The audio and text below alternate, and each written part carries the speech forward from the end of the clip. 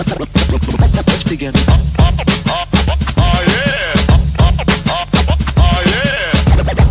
Listen carefully.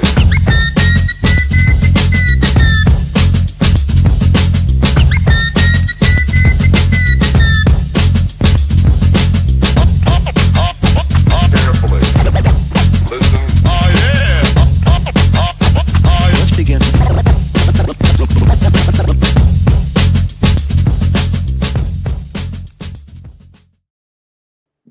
Politicks Podcast. We are back to assess the bloodsuckery that is going on in our world. Of course, with me, Brian McWilliams, with Brian Nichols, and with Lou Perez. Gentlemen, what's tickling you? What's politicking you? I'm always impressed, Brian, that's you doing that little blip, blip, blip, blip in the background at our intro. That's just really, really impressive. You show both sides of your artistic side. I really like that. Yeah, it's my Tourette syndrome. I don't often advertise it, but it comes in handy once in a while. There you go. Oh, I'm going to make a motion to order. I think we should be the Politicks of politics. I like it. I like it. We could then sell licensed dildos that people could bring to WNBA games. And we give Justin Timberlake Lyme disease. Yeah, what the hell? I just saw that too. There you go. Just solving all the problems. That's the excuse. It's like, do you remember? This is dating myself, but there was a Real World episode or a Real World season. Maggie, was it Maggie or something like that? Seattle, Real World. Yeah, Seattle. I think so. Where she like got out of the car and like slapped a dude in the face, and she's like, "It's my Lyme disease." I'm like, "Oh, is that what that was?" That's why I was drunk driving. Oh fuck.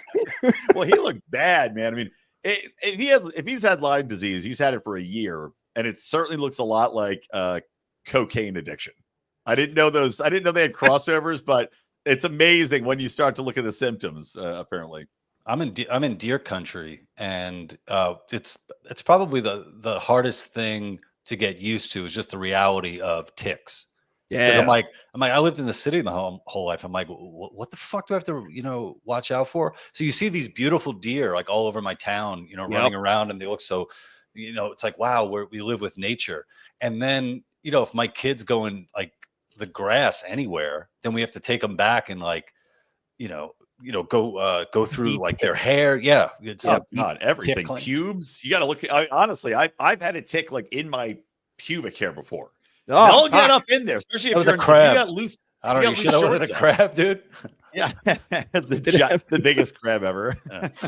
Well, one of my buddies, he lives up in northern New York where I'm from, and he goes out into the woods a lot. He said it's gotten so bad. What he does is he'll tape his like socks and his pants using reversible sticky tape. Oh wow. And dude, like the videos he will share afterwards, I mean, his fucking leg is covered in like 200 ticks from just like a stroll in the woods.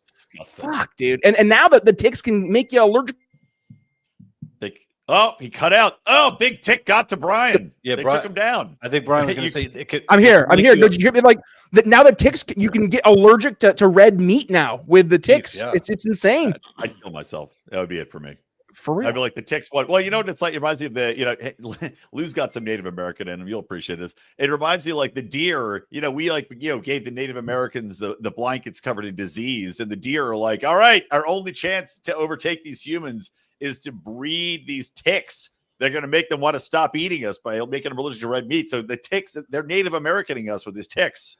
Well, the deer are basically, Wuhaning us, right? Didn't some scientists, like there was a TED talk I saw. I remember this distinctly where some guy was talking about how the best way to get people to stop eating meat would to make people allergic to it. He's he was a scientist. I don't know where he was from. He was an Asian guy. Unfortunately, he wasn't doing an Asian accent because that would have been great. But just like the whole idea that if it gets to the point where they have to do it, they could potentially biomedicalize this thing and put it into people so that they can no longer have a taste for red meat, as opposed to just the reality red meat costs so much now that I think a lot of people are tricking themselves into believing that they no longer have a taste for red meat. It's like, no, I don't really, no, ribeyes, no, not my thing anymore. It's like, yeah, because they're so fucking expensive. I'm just looking forward to like the Demolition Man days, where which has already started to happen with the cost of the cost of minimum wage increases in California, at least. The fast food wars have begun. They're eliminating, stores are closing down. And with the price of red meat, we're going to have the rat burgers. Eat a rat burger underground. Dennis Leary is going to run the Revolutionary Society. And Taco Bell is going to be the only place that you can go for fine dining.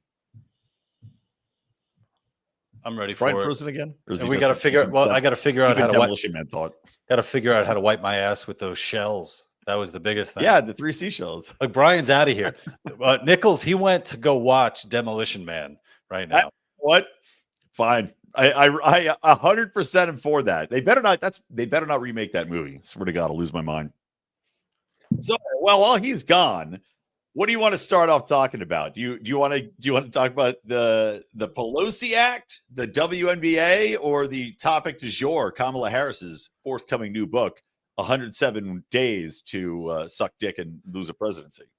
Are you sure that's the title of that one?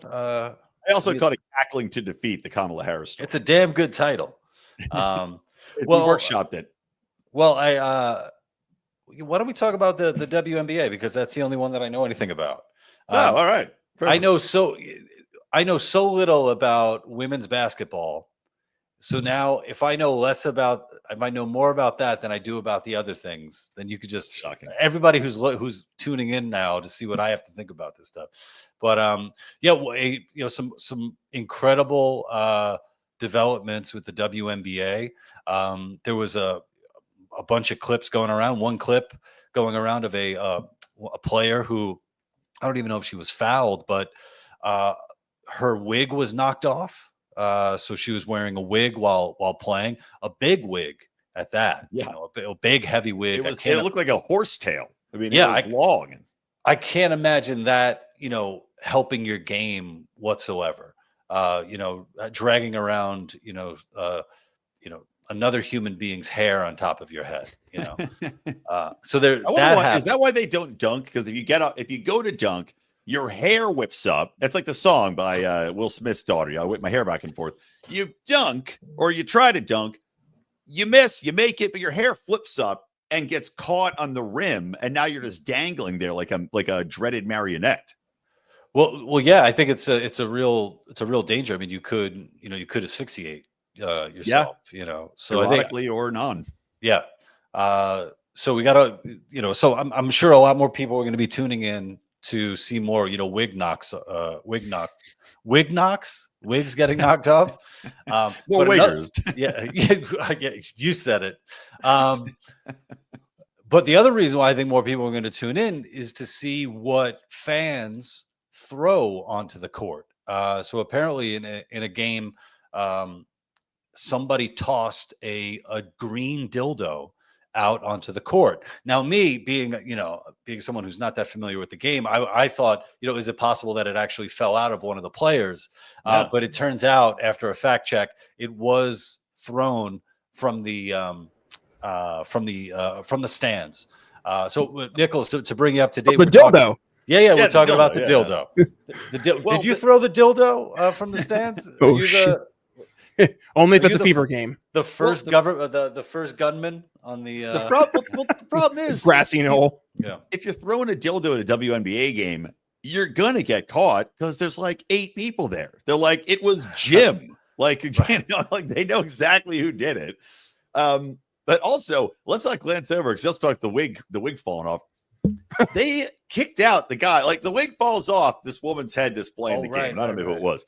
And a guy is like, whatever, hilarious, call your barber, you're bald, whatever he said. I don't know what he said. They kicked him out.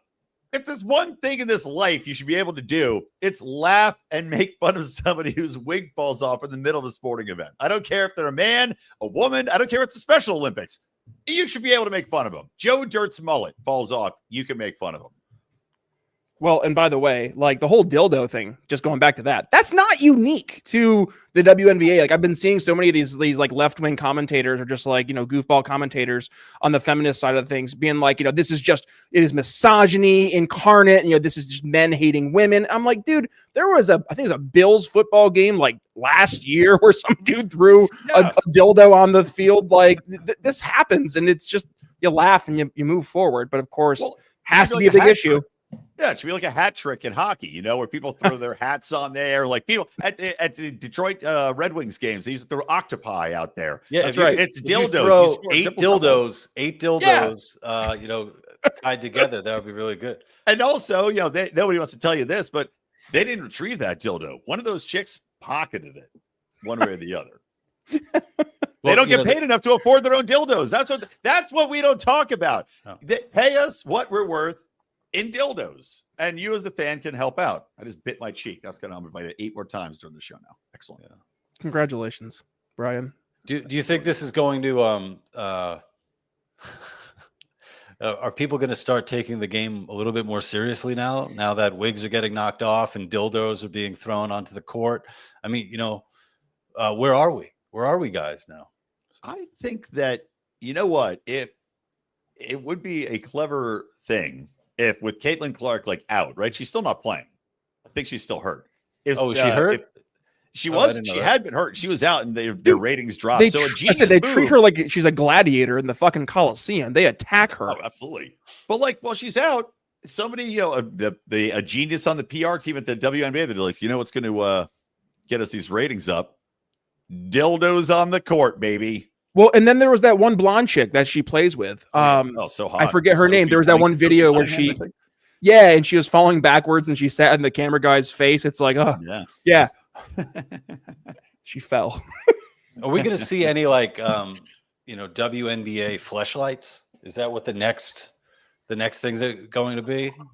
Which I imagine I imagine a WNBA player's fleshlight is probably longer than the average woman's. It's going to make men feel inadequate because of the cavernous proportions of these giant women's vaginas. Yeah. That dildo that was thrown, that looked a little small for, it was almost disrespectful because it was so small. Yeah. Throw a fist. Throw one of those, big donkers. Oh, I don't have mine here, but my resistance fist. Oh yeah, I forgot you do own one. That's right. Well, all right. That's Dildo Gate. Let's move on to a dildo of a different color, which is the United Kingdom, which has already been cracking down with memes, and hate speech and all this other stuff, and arresting people and sending them to jail for complaining about immigration. They now passed the UK Child Safety Act, which requires anybody to use an ID to access websites that host content that is in regards to eating or dieting and anything with porn and anything with I think violence. You have to basically, they're mandating that anybody that has to be 16 or older to access these websites. Now, predictably, this has led to a huge rise in VPN usage and also raised questions about freedom of speech on the internet and whether or not this is all a wraparound way to get everybody to have to buy in, put their digital identifications online, etc. Because now to get to anything, you basically have to use your ID. So thoughts on this, gentlemen?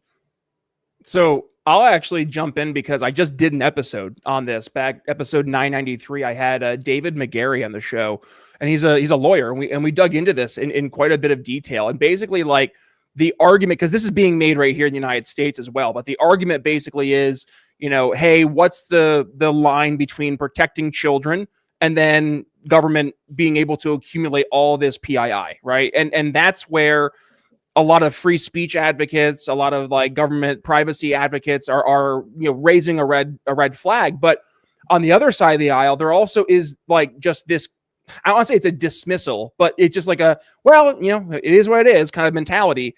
And I think we're going to end up finding that the best solution is going to be some type of solution that's a true private market solution. One idea I've heard raised is that you actually make the smartphone, you have Samsung, let's say, or Apple, they will put in place these biometric, whatever it may be, to capture like who is using the phone. So if it's a child, you just by the device standpoint have no access to this VPN or what be damned. So that is one idea that's been brought out there. The other idea is, and this is kind of where the big issue with the like privacy advocates comes to, is, well, if you were to compare and contrast, like back when we were kids and we would go to the video store, right? Like if you're a 12-year-old Johnny and you walk in and there's like the guy behind the counter and you're like, hey, guy behind the counter, I want to go to the back room, right, where all the uncensored videos are.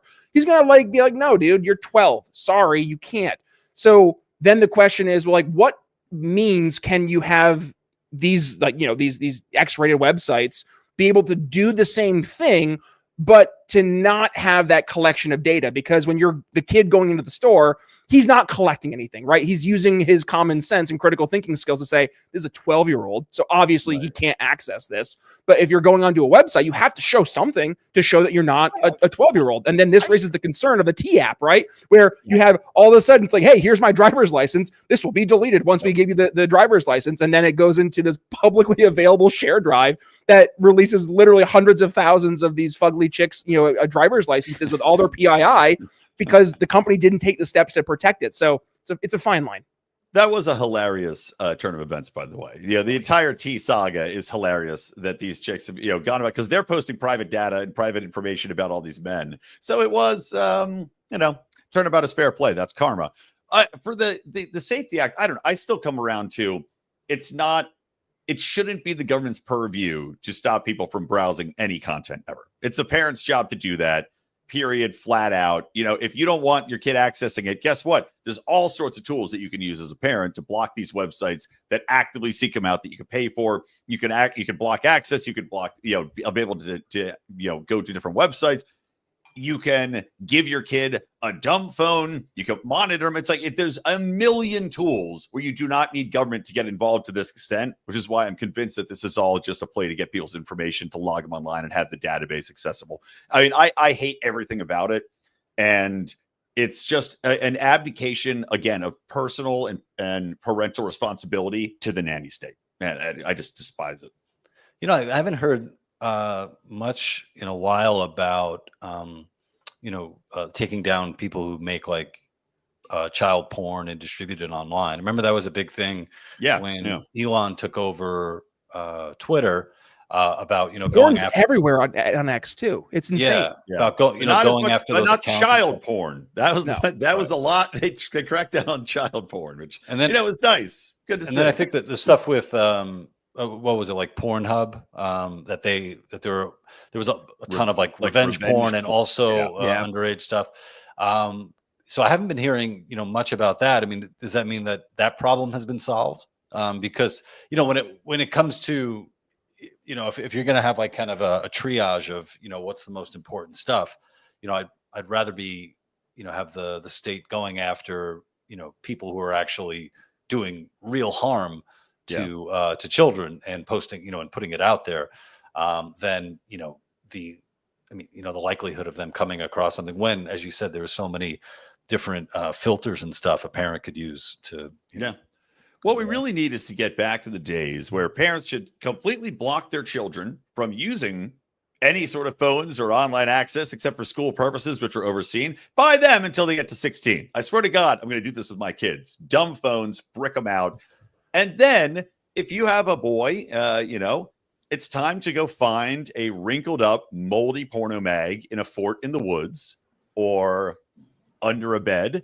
And then you trade those pictures with your friends. There you go. Problem solved. Like a trading card game. Yeah. Because I gave a buddy like $1 for like a picture cut out of like his dad's Playboy. When you brought up the dumb phone and keeping kids off, off devices and stuff, I was thinking, oh man, that's something like Jonathan Haidt talks a lot about. I bet he would, he might want to come on and talk about that. And then you went into the moldy porno stuff, and I'm like, I don't know if. How do you know he's not into it, man? Come on, a fort in the. Everybody has that story, at least on the East Coast, of going to a fort in the woods, some of their kids built in a bygone era, and finding a moldy porno magazine in like a Ziploc bag and being like, look at the size of that beaver. It's a rite of passage. But well, you don't want to get any ticks going. No, going into that's that the place. danger.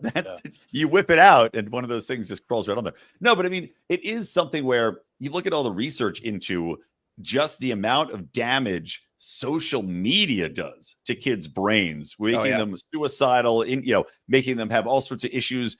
Kids, like little girls, getting Tourette's syndrome from watching TikTok videos about Tourette's syndrome. Like, it's not just the porno sites that are the problem here. It is the entire universe of online living. Yep. It's up to parents to stop, because if you're going to start with porno, okay, well then now you're going to ban all internet, because that's actually worse. Watching porno is the least of our problems, if we're being perfectly honest here, compared to suicidal thoughts, compared to eating disorders, compared to becoming trans from watching this and cutting yourself. And so all these horrible things are just from being online. So where does it end? And it's up to the parents to be like, no, you're bricked.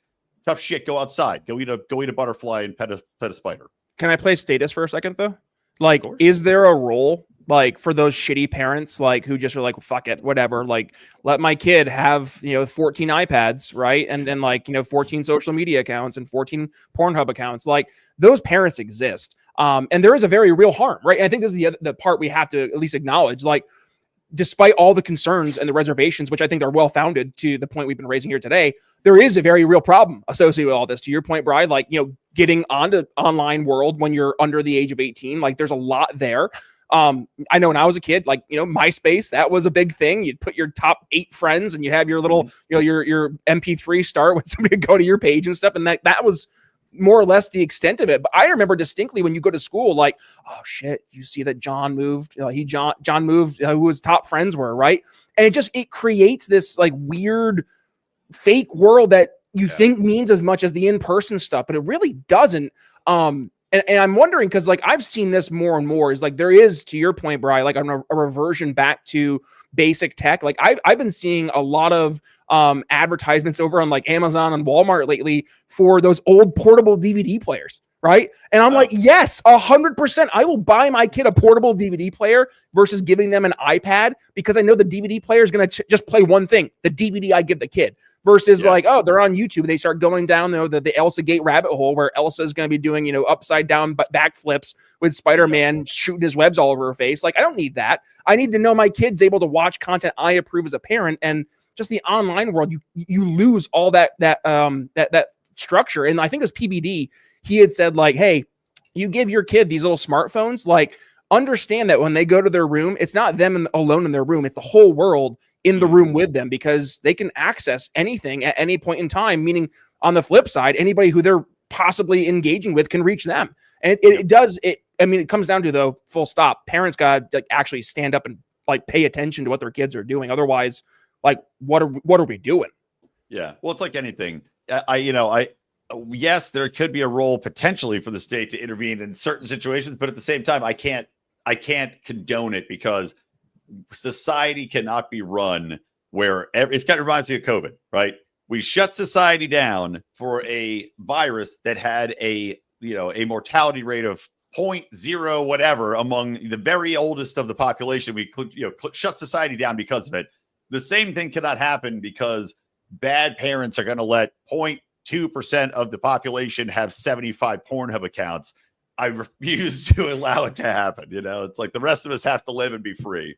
And the people are going to be fucked up no matter what. You can't stop. What I think is important? And I was just thinking about this, how, when we're online, there's so much call out culture online. You say the wrong word, you put a period where it's not supposed to be, you have a mob of people who will call you out. But yet in the real world, in real life, people are backing away from call out culture. And if you do call something out, like you're a Karen, right? Mm-hmm. Even if you're totally in the right, you're a Karen. And I think we need to just like kind of start reversing it and being like, no, call shit out in real life, because that's where it actually counts. Like, one of the things that I hate is when I go to a restaurant and I look over and there's a family and all the kids are on their fucking like on phones or an iPad. And the last time I was out was at the diner. I brought my boys with me, so it was just me and my 2 little guys. And there was a family, and one kid had an iPad, and he had the volume up with no headphones and you're in a diner, right? And it's like, no, that can't happen. That can't stand. You need to have that called out. And I think, obviously, you can't rely on the state to be able to, take care of this stuff. As you guys, we're talking about it. It comes down to, the individual players, in the world to say like, hey, that's not working for me. And, and maybe I wish I had a dildo at the time. I would have just flung it right at the. I blame millennials. I blame millennials because we're the parents now, and like we are such pussies.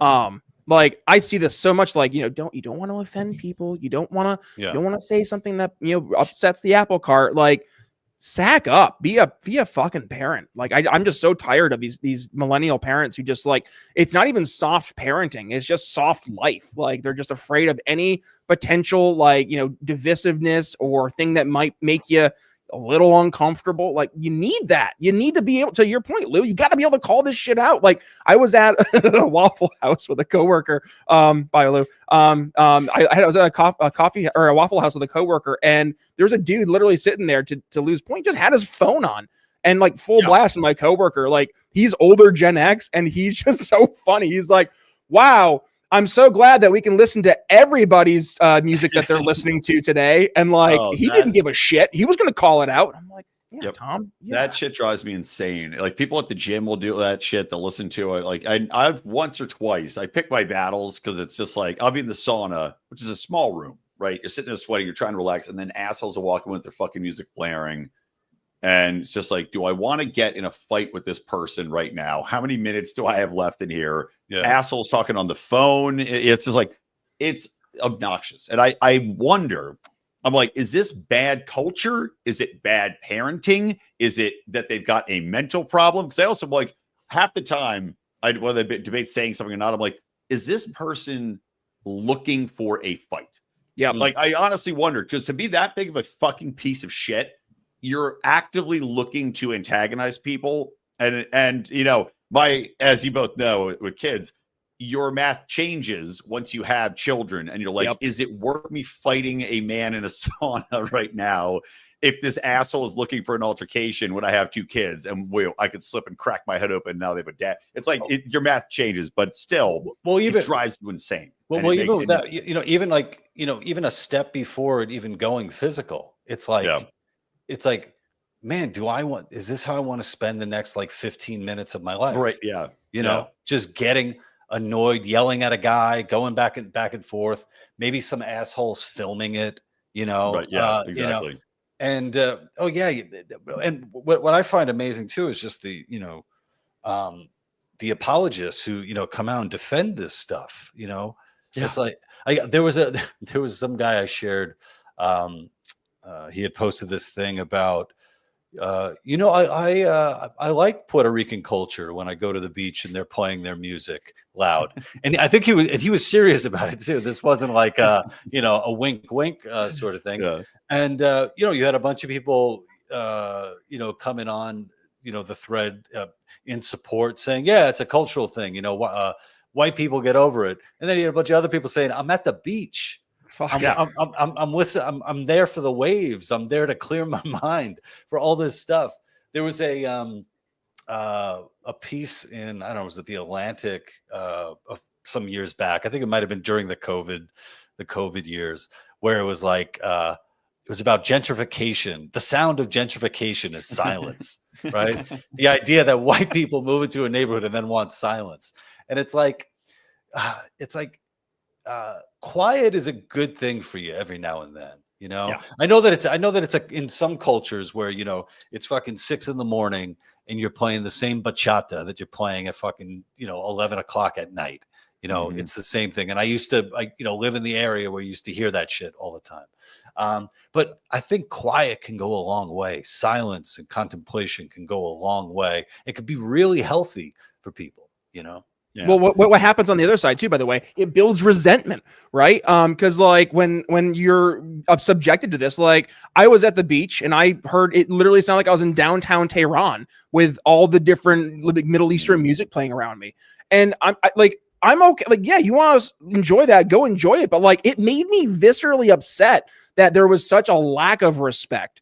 And that for me, like I'm one use case. I know for a fact there are thousands of other folks who deal with this every single day.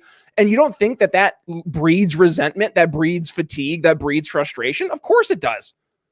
Yeah. Yeah, absolutely, man. Well, it's one of those things where I don't know. I think that the culture is changing. I think it's going back because I think I've seen videos of people, whether it's people in the city, various ethnicities, calling out more than I've seen before bad behavior from certain groups and being like, I'm sick of this shit. Like, can we please stop? I mean, honestly, this whole thing with Royal Caribbean, I don't know if you're following this story. Oh, yeah. Royal Caribbean is like changed their policies because all their cruises were basically like, a lot of the black population was going there and just like tearing it up, having an incredible time to everyone else's detriment. Like I saw like massive parties in hallways blasting music and Royal Caribbean is like, we can't have this. No one's going to come on our cruises anymore. Did you see those AI videos where they were making fun of the Section 8 of the Seven Seas? No, I didn't see that. But it's like but fundamentally, it's like when you have, whatever X, Y, and Z cultures that are like, seem like it's actively fuck everybody but my group at all times. It's like, this is not a society anymore. Like, you cannot have a society where your modus operandi is fuck everyone else all the time and not worrying about anyone else's opinions, quality of life, what they paid for. It doesn't work. And they said the fatigue of that is so deep.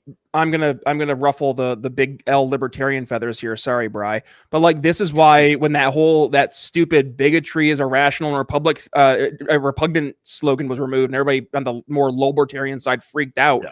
I'm like, these are the people. These are the people, right? Who would get all pissed off at us calling this stuff out. And it's like, oh, okay, well, what do you want us to do? Right? Like, what's the solution? Like, I'm not allowed to be upset. And they're like, no, well, you're not just upset. You're upset at certain people. That makes you a bigot. It's like, no, stop it. Like, we can walk and chew gum at the same time. Right. And this mentality of bigotry is irrational and repugnant is entirely through your goofball lens. Like, I don't need to rationalize like what's good and bad with goofballs. And yet they're the ones who've been setting the standard for how long? Oh, I remember the online discourse for a while over whether it's okay to remove homeless people who were shooting up in a public park. Yeah. Like that was a discourse. And it was like, I don't remember the names of the people involved. I know Jeremy Kaufman.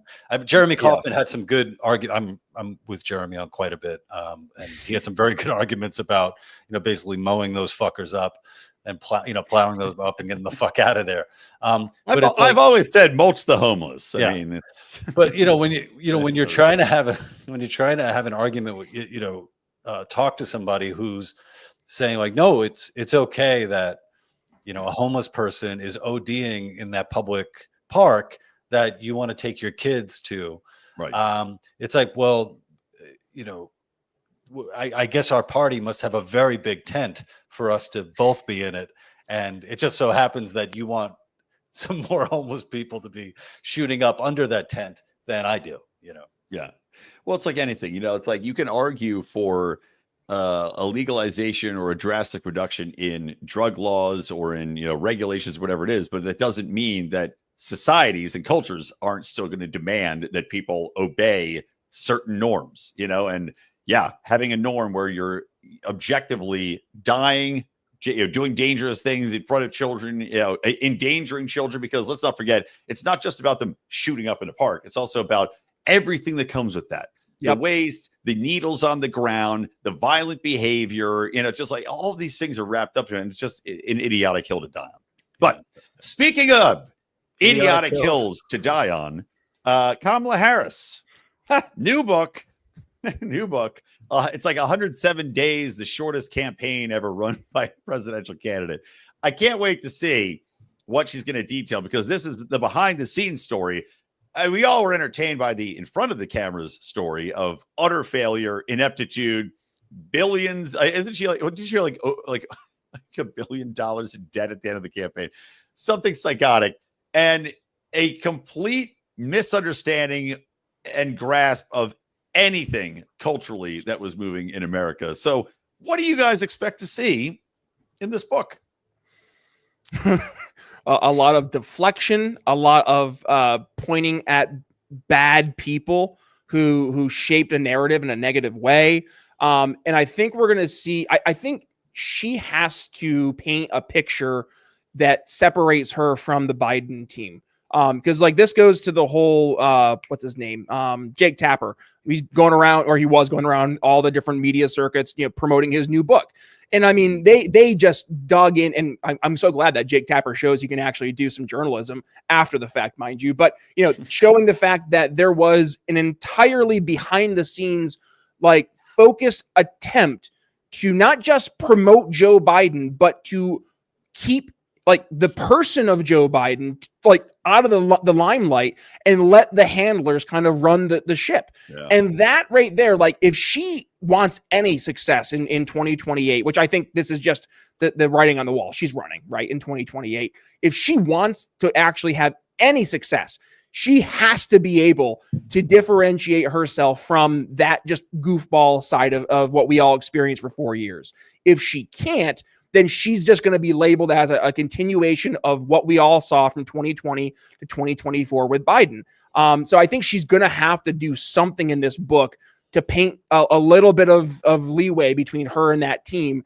But you can't get past the fact that it was one of the most mismanaged campaigns ever. And the fact that she herself is a complete fucking train wreck. I mean, just the fact that she couldn't go on a podcast without having like a 3-hour podcast turn into a 45-minute talking heads piece because she just was so goofball that she couldn't verbalize or articulate a single coherent thought without sounding like an idiot. Like that speaks to, I think, how she is just such a horrible candidate that even if she paints, or they're able to paint her in a better picture of this book, I don't think there's any hope she can come back. So I say all that. I hope she gets the nomination in 2028 because I think she'd be a lot easier to beat than someone like an AOC, who I think is a dark horse behind the curtains there, like who she wants to be the nominee. And she would do really well, I think, if she was.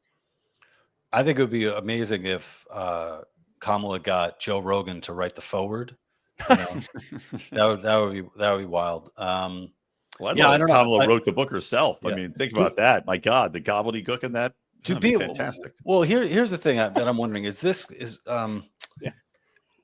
does anyone read these books? Like I know Obama. Your wine moms do. Your white wine I know moms. Obama is like at least I haven't read his books, but I heard that like he can write. Like he's a very good writer, and there's a good story there. So I totally believe people have bought and read Obama's books, and that people bought his wife's book, Michelle Obama's book.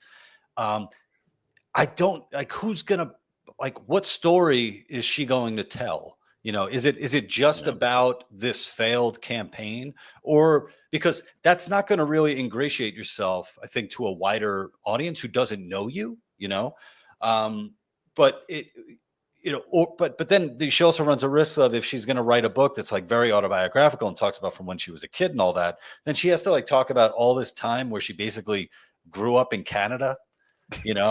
And to a very maybe working at McDonald's or not. Yeah, maybe. And then it was very much not like a traditional Black American upbringing because there was so many Indian influence and all that.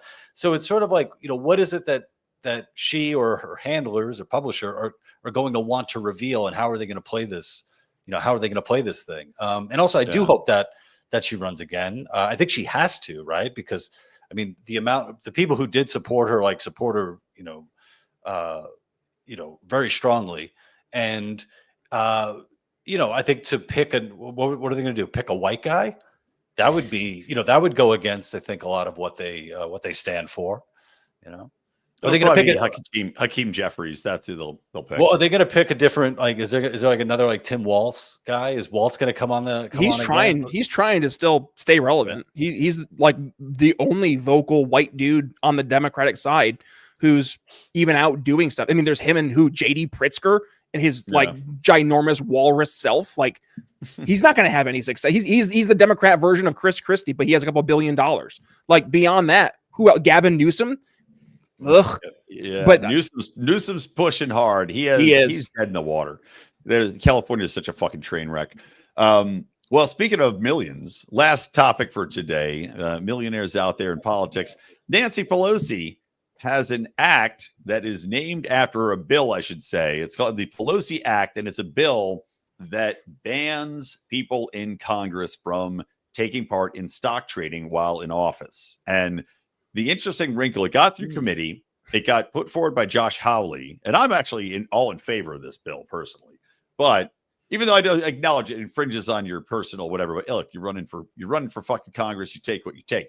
The wrinkle to this is that Donald Trump, even though it's attacking Nancy Pelosi, he is attacking Josh Hawley because he says that this is now giving the Democrats a target to go after Trump with over this bill, and that it's going to be a dissuader from people running for office, which isn't that the point? It should be that's the goal, right? Like, we don't want politicians being able to pass legislation that is going to directly have an impact on their investments. Like, right. That should be a no-brainer. Is this a boomer, like, younger generation split? Like, what is this? I don't know. It seems like the most obvious thing. And like you said, if it's dissuading you from becoming a congressman because you can't trade stocks while in office, then clearly you've got some sort of impetus for wanting to get in there. And yeah, the amount of money these people have cannot be explained by their salaries. So there's all sorts of shit going on. We know the Pelosi, like, didn't they have the Pelosi tracker that she sued somebody over that tracked her trade so people could get in on Twitter? Action? Yeah. Do you guys remember that video? I'm trying to find it here. No, that's Nancy Pelosi with Jake Tapper. There's a video back like in 2009, somewhere in there, I think it was. And the reporter was asking her pretty flat out about insider trading. And she got so defensive, right? Like she got so defensive. Her response, if you were just to take her response and say that Donald Trump said it today, they would basically be the same thing. Yeah. So that's why I'm just wondering, like, if it's this weird generational difference, like our generation is much more about authenticity and transparency, whereas the older generations, I think, are much more in favor of like, hey, this is just how it works, right? This is how things happen. Like that, I think that might be the biggest issue there. But also, like, why does he feel that he's being targeted here? Like, this isn't a Donald Trump thing. This is a corrupt politician thing. But am I repeating myself here? I mean, she put this forward. No. It's about her, though. It's about her. Hawley. Yeah. It's named after her because she is the most egregious example of somebody trading stocks with insider knowledge and becoming a multi-millionaire. Yeah. So yeah, I have that video. By targeting him. Trump said it's not targeting him. It's putting a target on him, which I think is such a stupid stance to take. Because can I share my screen really quick? Yeah. Oh yeah. Here, I found the video. Yeah. Let me know if you guys can hear this. Yep. 49 members of Congress and 182 senior congressional staffers have. That's a little low. It's the guy talking. I'm wondering if you have any reaction to that. And secondly, should members of Congress and their spouses be banned from trading individual stocks while serving in Congress? No, I don't know to the second one.